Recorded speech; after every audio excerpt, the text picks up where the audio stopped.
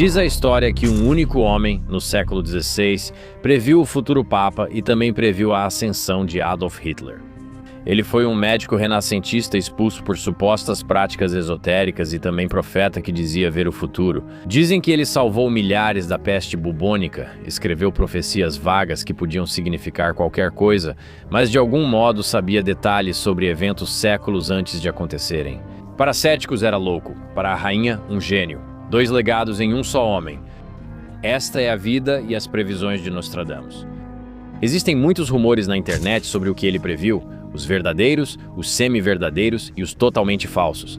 E hoje vamos esclarecer todos eles. Sente-se, relaxe e bem-vindo ao acampamento.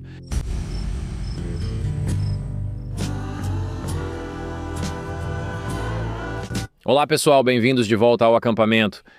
Meu nome é Camp Gagnon. Obrigado por se juntar à minha barraca, onde exploramos semanalmente histórias interessantes, fascinantes e polêmicas do mundo todo e de todas as épocas. Mergulhamos fundo nesses temas. Se você, como eu, adora ler artigos aleatórios na Wikipédia, tenho uma ótima notícia. É por isso que eu criei esse programa, e isso não seria possível sem você e sem espectadores como você. Um salve para a PBS por tornar o programa possível. Vocês assistem toda semana, comentam, se inscrevem no canal, deixam aquele joinha pra mim. Ajuda muito. Realiza meus sonhos e coloca meu filho na faculdade. Ele não vai pra faculdade, mas sim pra escola técnica. Meu filho pode estudar lá graças a vocês. Muito obrigado. Isso também não seria possível sem meu amigo Cristos Pacpadapados. Como vai? Estou ótimo. Cristos, estou aqui com meu amigo David. Tudo bem, cara? É o mais cedo que você já me trouxe para um episódio. Eu sei. Estou muito animado para conversar com você, irmão. Vamos nessa. Eu sei. Mal posso esperar. Não é, Cristos? Sim, vamos falar sobre Michel de Nostradamus. Existem muitas histórias sobre ele e muitos acham que Nostradamus sabia do futuro e de tudo o que já aconteceu. E olha, tem algumas coisas interessantes sobre Nostradamus, mas também tem muita farsa, como dizem, que eu acho uma palavra divertida. A gente precisa trazer isso de volta. É muita informação farsesca sobre o velho Nostradamus. Então, onde tudo começa? Dezembro de 1503, em Saint-Rémy-de-Provence, na França. Agora, logo de cara, eu só quero dizer uma coisa. Não vou dizer a religião dele, beleza? Ele era judeu, mas o avô dele, Guy Gassonet, tinha convertido a família ao catolicismo. Vamos lá, católicos na cabeça. Cerca de 50 anos antes, para evitar perseguição durante a Inquisição. Desculpa, os católicos fizeram coisas ruins. Não nego. Acontece, tá? Mas você entendeu. Como é que você vai fazer uma omelete? Quebrar alguns ovos. Peço desculpas aos judeus que precisaram se converter. Não está certo, mas é um detalhe interessante. Isso é importante porque Nostradamus veio de uma família muito inteligente. Muitos judeus da Torá já sabiam ler e escrever antes de grande parte da Europa. Eles eram muito acadêmicos, cultura que persiste em muitas famílias judaicas. A família de Nostradamus, mesmo católica, também seguia isso. Agora dizem que o avô dele o ensinou latim, grego, hebraico e matemática. Então, quando ele tinha 14 anos, já estava frequentando a Universidade de Avignon. Agora, o momento em que Nostradamus, ou melhor, Nostradame, frequentou a Universidade de Avignon não foi bom, porque depois de apenas 1 ano de estudos, a universidade teve que fechar as portas. E por quê? A peste bubônica, sim, também conhecida como Covid 1.0. Se você cursou faculdade nos anos 2020, provavelmente conhece essa experiência. É aqui que a história de Nostradamus realmente começa. Ele não simplesmente voltou para casa, se escondeu, fez aulas online e pronto. Ele passou 8 anos viajando pelo interior, pesquisando remédios de ervas e atuando como boticário. Era como prescrever remédios de ervas para doenças. Nos anos 1500 havia grande diferença entre médico e boticário, certo? Um boticário era um ofício manual, semelhante ao farmacêutico, mas menos respeitado pelos professores universitários. Agora, finalmente, em 1529, ele tentou voltar para a escola na Universidade de Montpellier e queria conseguir seu doutorado de verdade, mas dessa vez ele foi expulso.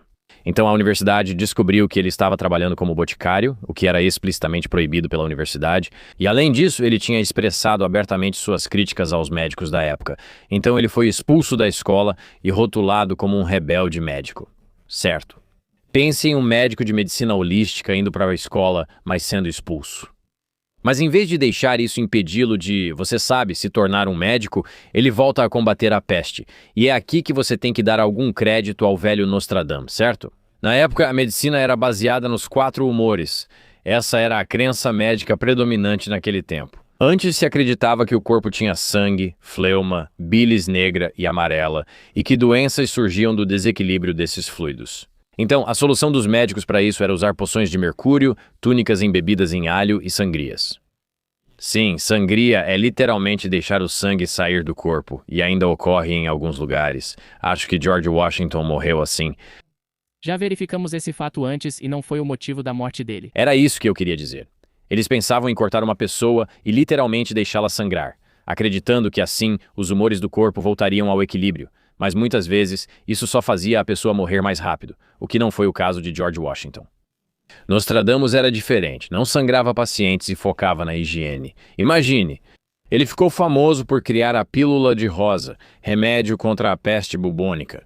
Agora, a pílula era feita de sinórrodo seco, serragem de cipreste grego, cravos de íris e aloés de limão. O sinórrodo era rico em vitamina C, fortalecendo o sistema imunológico. A serragem de cipreste tinha algumas propriedades antissépticas e ele realmente conseguia evitar alguns dos efeitos da peste. E algumas pessoas alegam que ele literalmente salvou milhares de pessoas e na época foi considerado um herói local.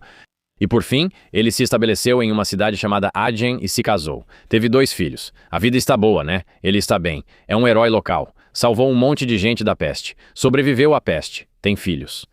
Mas então, em 1534, quando ele estava viajando e curando pessoas da peste, aconteceu a pior coisa possível. A peste chegou à cidade dele e matou sua esposa e ambos os filhos. Veja só, o famoso médico da peste salvava centenas de vidas, mas não conseguiu salvar a própria família. De repente, a comunidade se voltou contra ele e até os sogros o processaram para reaver o dote da esposa. Um dote é o dinheiro que a família da esposa paga ao marido no casamento. Então queriam o dinheiro de volta. Por volta de 1538, Nostradamus fez algo que o colocou em apuros. Ao passar por uma cidade, viu um artesão de bronze fazendo uma estátua da Virgem Maria. Isso é muito importante em um país católico. O trabalho artesanal parecia ruim, pois Nostradamus disse ao trabalhador que ele fazia demônios. Talvez ele só quisesse dizer que a estátua estava feia, mas algumas pessoas ouviram e denunciaram Nostradamus à Inquisição por blasfêmia sobre uma estátua religiosa.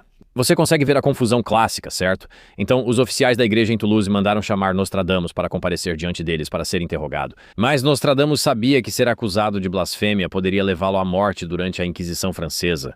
Então, em vez de aparecer para se explicar, ele decidiu que era hora de arrumar as malas e deixar a França. Assim, pelos próximos anos, ele basicamente desaparece. E não se sabe ao certo o que ocorreu. Acredita-se que ele viajou pela Itália, Grécia e possivelmente Turquia. Porém, não há registros confiáveis sobre seu destino, estudos ou atividades. E esse período da vida dele é conhecido como a década perdida.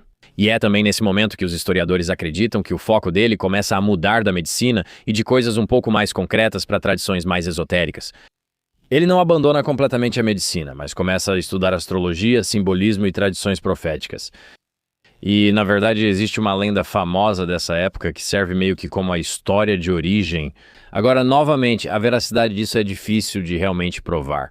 A história diz que, ao caminhar por uma estrada na Itália, Nostradamus encontrou um grupo de monges franciscanos. Ele de repente para no meio do caminho, vai até um jovem frade pobre chamado Felice Paretti e se ajoelha na terra diante dele. Agora, como você pode imaginar, todos esses monges que estão andando na rua ficam bastante confusos ao ver esse viajante aleatório simplesmente se ajoelhando na frente de um monge qualquer. Nostradamus supostamente diz: "Eu devo me ajoelhar diante de sua santidade." Na época isso parecia loucura. Felice Peretti era só um frade pobre tentando se encontrar no clero. Mas décadas depois, em 1585, esse frade foi ordenado, Papa Sisto V, e esse momento é frequentemente citado como a primeira prova real de que ele tinha habilidades proféticas legítimas. Agora, isso nos leva diretamente ao próximo capítulo da vida de Nostradamus. E essa é uma pequena atividade conhecida como adivinhação com espelhos. Em 1547, ele se estabeleceu em Salon de Provence e se casou com uma viúva rica chamada Anne Poussal. Ele transformou o sótão em sala de estudos, onde a mágica aconteceria. Como se ele estivesse fazendo magia de verdade, magia com K, você entendeu. Ele passava as noites em seu escritório com livros e uma tigela de latão cheia de água. Ele usava esse método, que poderia ser chamado de ritual ou adivinhação. Isso consiste em olhar fixamente para a água ou a chama de uma vela até entrar em transe e começar a fazer previsões. Ele acreditava que elas não eram aleatórias nem sem sentido, mas vinham claramente de algum lugar do universo. A crença central sobre a vidência é que todo o conhecimento já existe e a mente humana pode acessá-lo como uma antena, permitindo a passagem da informação. Essa prática fez Nostradamus começar a publicar almanaques anuais em 1550.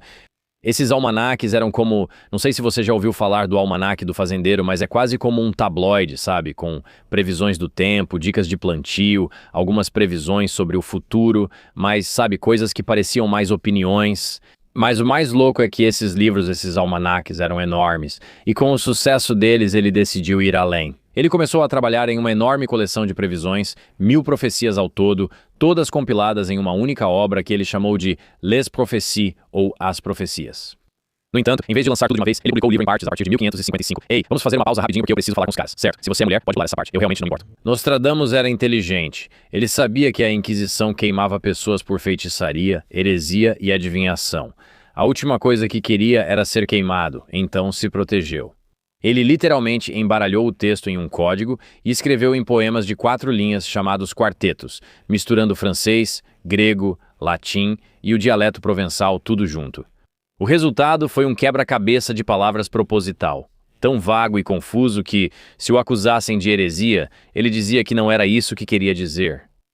Então isso nos leva às previsões. Vamos olhar para as próprias previsões e por que as pessoas falam sobre elas até hoje. A profecia que o tornou famoso em vida envolvia o rei da França, um cara chamado Henrique II. E existem vários reis chamados Henrique, então esta é uma foto deles na tela, assim você sabe de qual estou falando. Sabe, isso importa para você. Você provavelmente pensa, aquele rei Henrique. Em 1555, Nostradamus escreveu uma quadra que diz, o jovem leão vencerá o mais velho. No campo de combate, em uma única batalha, ele perfurará seus olhos através de uma gaiola dourada. 2 feridas se tornam uma. Então ele tem uma morte cruel. O que isso significa? As pessoas leram e acharam interessante. Tudo certo. Avançando para 1559, o rei Henrique II está participando de um torneio de justa. Ele tem 40 anos enfrentando um homem mais jovem, o conde de Montgomery. Durante a justa, a lança de Montgomery se quebra e uma lasca de madeira voa e perfura a viseira do rei Henrique, essa gaiola dourada. A lasca então entra em seu olho e vai até o cérebro, fazendo com que o rei sofra por 10 dias em agonia, o que parece uma morte bastante cruel. E ele sofreu dessa forma antes de finalmente morrer. Agora vamos voltar à quadra. O jovem leão superará o mais velho. Agora, novamente, o rei Henrique II nessa época você sabe, o leão mais velho.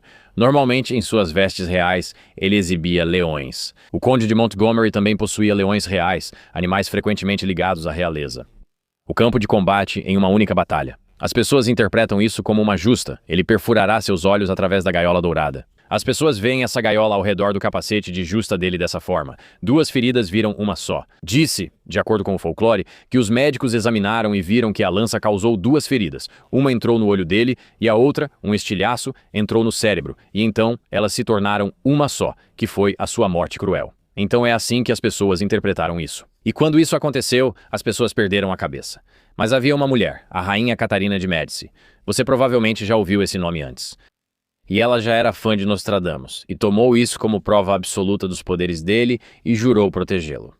Então ela o convidou para a corte várias vezes ao longo dos anos, e ele fez horóscopos para os filhos dela. Nostradamus sugeriu que os filhos dela um dia usariam a coroa, o que parecia meio louco, né? A afirmação é absurda, pois havia outros herdeiros antes deles na sucessão. Mas nas décadas seguintes, 3 dos filhos de Catarina realmente se tornariam reis da França. Uma coincidência talvez, mas isso só fortaleceu a reputação de Nostradamus na corte. Então, nesse ponto, Nostradamus passou de um médico estranho, tipo num sótão, fazendo umas coisas de adivinhação numa tigela de água, para um conselheiro legítimo da corte dos de Médici. Então vamos avançar alguns séculos para outro grande evento, o Grande Incêndio de Londres. Nas profecias, Nostradamus escreveu: o sangue dos justos será exigido de Londres, queimada pelo fogo no ano 66. A velha senhora cairá de seu lugar elevado e muitos da mesma seita serão mortos. Agora, essa é a profecia. E se você conhece um pouco de história, essa aqui é bem estranha. A previsão diz: queimado pelo fogo no ano 66, quando aconteceu o grande incêndio de Londres. 1666. O incêndio destruiu tudo, inclusive a Catedral de São Paulo. Algumas pessoas interpretam isso como a senhora antiga caindo de seu lugar elevado.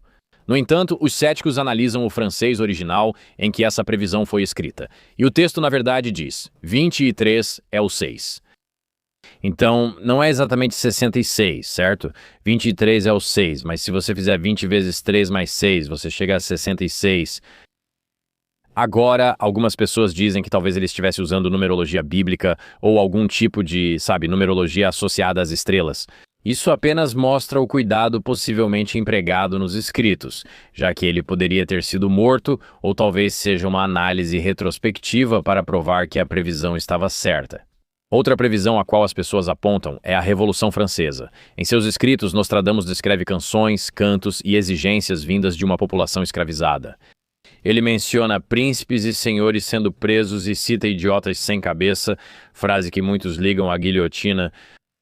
Todos conhecem a guilhotina e a Revolução Francesa, onde aristocratas foram presos e decapitados em público. Por isso, a frase idiotas sem cabeça é vista como referência à Revolução. Agora, outro que realmente faz as pessoas comentarem é Adolf Hitler.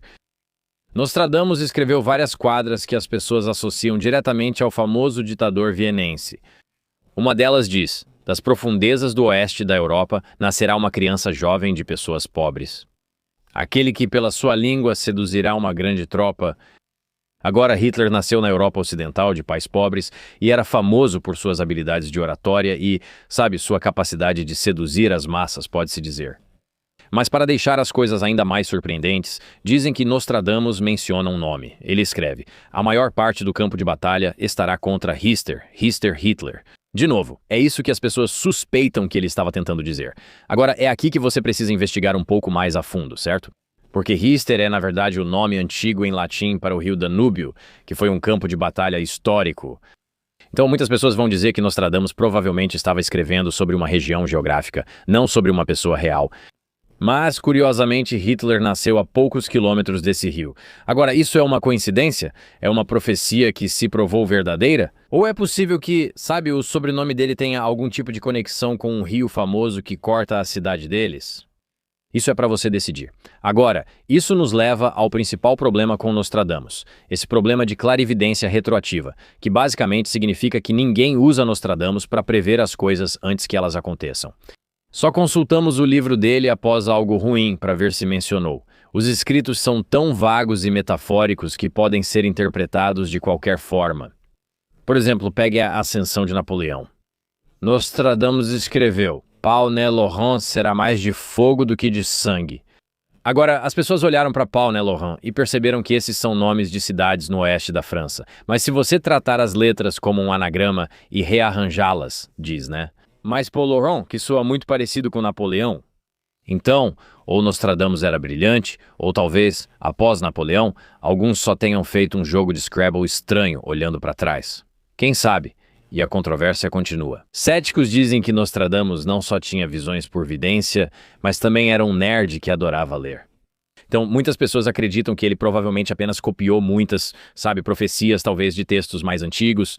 Havia um livro publicado em 1522 chamado Mirabilis Liber, que é o livro dos milagres. Era uma coleção de profecias bíblicas e medievais da qual estudiosos descobriram que Nostradamus provavelmente se inspirou bastante. Ele basicamente pegou antigas profecias sobre o apocalipse, pragas e invasões e as reescreveu do seu próprio jeito enigmático. Um ponto importante: as pessoas realmente não acreditam que ele fez isso por malícia. Nostradamus acreditava que a história se repete. Então ele simplesmente estava projetando eventos passados para o futuro e sugerindo que essas eram suas profecias, o que é uma aposta bem razoável, Isso nos leva a uma das profecias mais recentes de Nostradamus, mas infelizmente não é o que você pensa. Em 2001, logo após o 11 de setembro, o ataque terrorista na cidade de Nova York, surgiu uma suposta profecia de Nostradamus afirmando que ele previu os ataques. E isso circulou por correntes de e-mail e até hoje em sites de redes sociais. O verso falava sobre 2 pássaros de aço caindo do céu sobre a nova cidade, com o céu pegando fogo a 45 graus de latitude. Quero dizer, é uma profecia bastante notável, certo? A cidade de Nova York fica entre as latitudes 40 e 45 e Pássaros de Aço soa muito como aviões. E a dificuldade com essa profecia, por ser tão precisa, é que Nostradamus nunca a escreveu. O verso, na verdade, era uma combinação de linhas reais e linhas falsas inventadas em 1997, o que é interessante, por um estudante canadense que só queria mostrar como é fácil criar uma profecia ao estilo de Nostradamus. Nostradamus realmente escreveu sobre o fogo chegando à grande cidade nova a 45 graus, mas nos anos 1500 Nova Cidade geralmente se referia a lugares como Nápoles, literalmente Neápolis, a nova cidade. Agora, onde fica Nápoles? Bem ao lado do Monte Vesúvio. Curiosidade, esse é o mesmo vulcão que destruiu Pompeia e quase destruiu Nápoles. O fogo chegando a Nápoles em 1555 fazia mais sentido do que aviões atingindo Nova York. Após o 11 de setembro, a internet adaptou a frase com pássaros de aço e ela viralizou. Então, como você pode ver, a profecia que circulou após o 11 de setembro era uma mistura de várias outras profecias. Outra que mencionei antes, de 1997, também foi compartilhada. Dizem que isso foi escrito por um estudante canadense chamado Neil Marshall, mas é difícil saber ao certo quem foi. E isso circulou antes do 11 de setembro e depois viralizou. E a profecia, novamente escrita pelo estudante em 1997, diz: na cidade de Deus haverá um grande trovão, 2 irmãos separados pelo caos. Enquanto a fortaleza resistir, o grande líder sucumbirá. A terceira grande guerra começará quando a grande cidade pegar fogo. Agora, as pessoas interpretaram isso em dezembro de 2001, era como 2 irmãos separados pelo caos, as Torres Gêmeas. A fortaleza resiste, o grande líder vai sucumbir, Bush vai ser deposto. A terceira grande guerra vai começar, a cidade está em chamas, Terceira Guerra Mundial. Podemos ver agora que a Terceira Guerra Mundial não ocorreu. Bush não renunciou. E na verdade, o único ponto aqui é, 2 irmãos separados pelo caos. Isso mostra como é eficaz analisar essas profecias retroativamente, pois agora usamos informações modernas e fatos conhecidos ao interpretar uma profecia escrita 4 anos antes. Agora, isso não é algo que aconteceu só uma vez. O interessante sobre esse tipo de profecia é que até mesmo durante a Segunda Guerra Mundial, Nostradamus foi realmente usado como uma arma. Agora, Joseph Goebbels, o ministro da propaganda do Terceiro Reich e um dos oficiais mais graduados de Hitler, contratou astrólogos para escreverem falsas quadras prevendo a vitória alemã e as lançou sobre a França basicamente para assustar os civis e diminuir o moral das tropas francesas. Mas o mais louco é que os aliados responderam fazendo exatamente a mesma coisa, lançando suas próprias profecias falsas prevendo a derrota da Alemanha. Quase 400 anos após sua morte, os escritos de Nostradamus eram usados como guerra psicológica. Mas a última profecia ligada ao nome dele não era sobre guerra ou desastre. Era sobre ele mesmo. Em 1566, Nostradamus sofria muito de gota e edema. E na noite de 1º de julho de 1566, ele supostamente disse ao seu secretário: amanhã, ao nascer do sol, não estarei mais aqui. Agora é algo mórbido de se dizer, mas de fato, na manhã seguinte, ele foi encontrado morto no chão, ao lado da cama. Ao longo da vida, ele se tornou um homem bastante rico, principalmente por publicar seus livros, esses almanaques, e as pessoas os compravam em todo lugar, além do seu relacionamento próximo com a rainha. Na época de sua morte, seu patrimônio valia cerca de $300 mil atuais. E foi dividido entre sua nova esposa e filhos, e depois ele foi enterrado em uma capela local. Mas a história dele não acaba aí, na verdade fica ainda mais estranha. Dizem que Nostradamus foi enterrado em pé, literalmente de pé, dentro da parede da igreja dos Cordeliers em Salon. A lenda diz que ele não queria ninguém pisando em seu túmulo, ou seja, não aceitava pés sujos em sua garganta. Mas isso não impediu alguns soldados bêbados durante a Revolução Francesa. Agora, essa parte da história é só uma lenda, mas como tudo na vida de Nostradamus, quem sabe?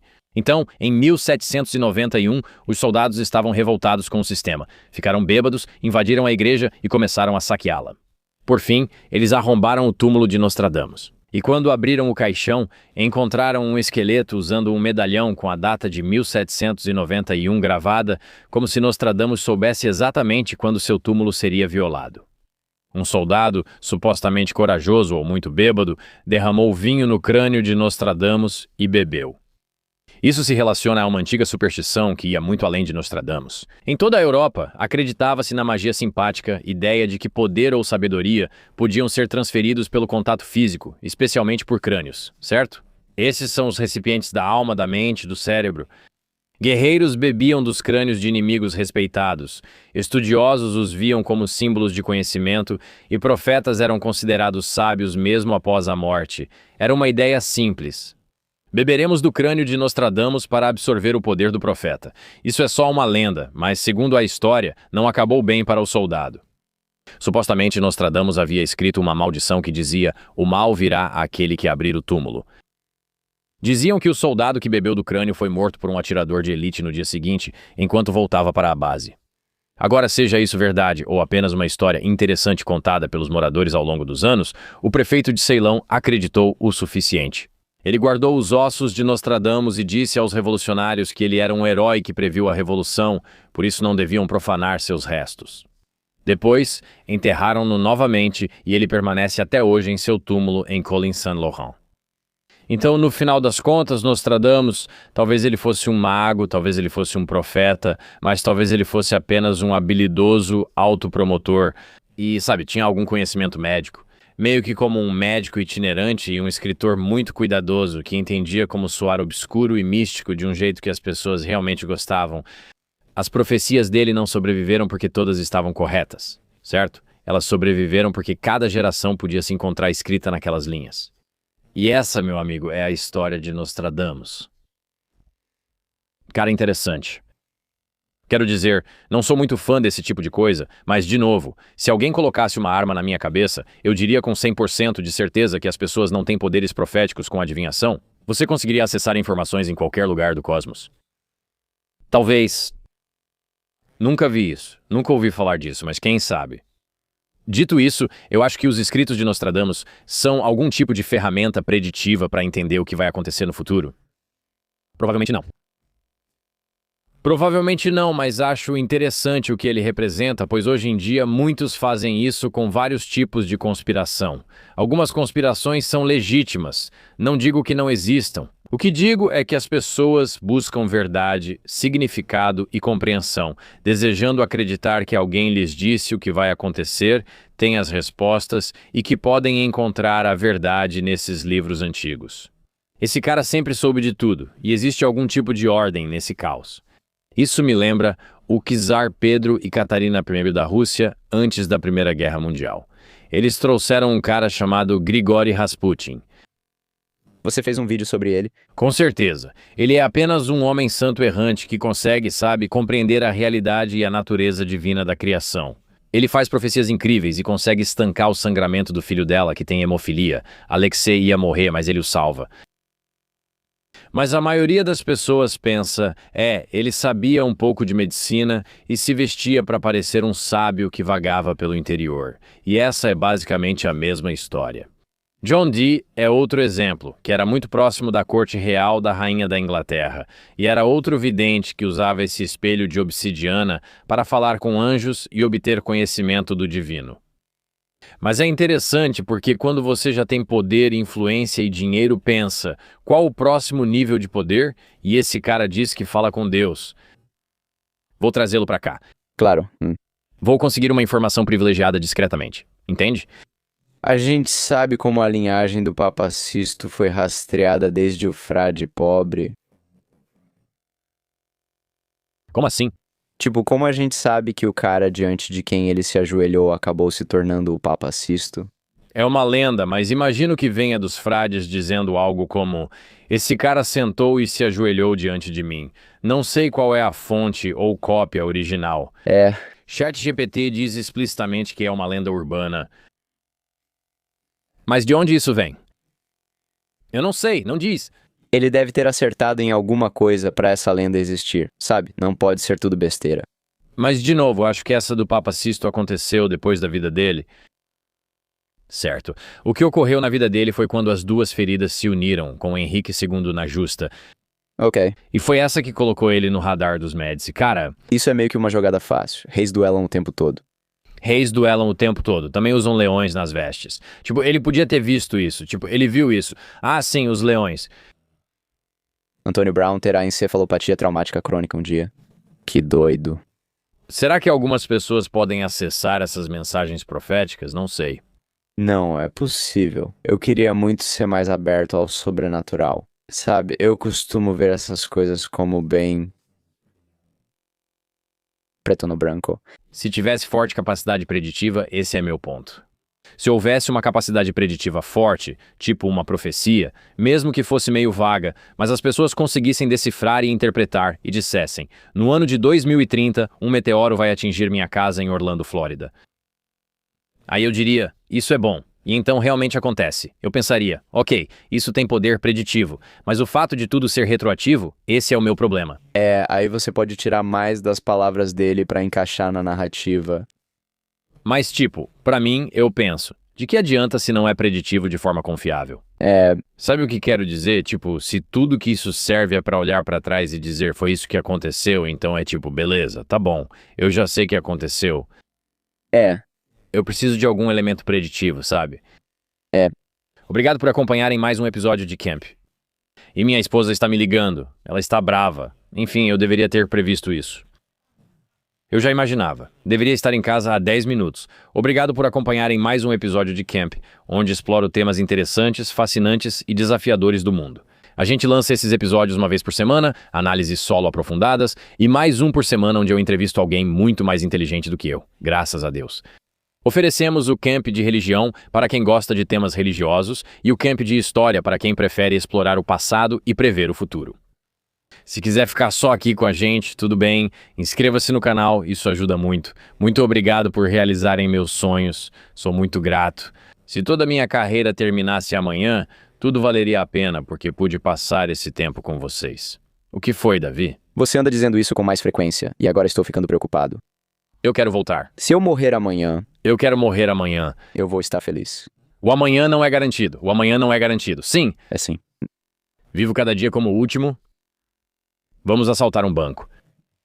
Que Deus abençoe todos. Cristos, obrigado por não estragar o episódio. David fez um ótimo trabalho. Pessoal, até a próxima. Deus abençoe. Vai se ferrar.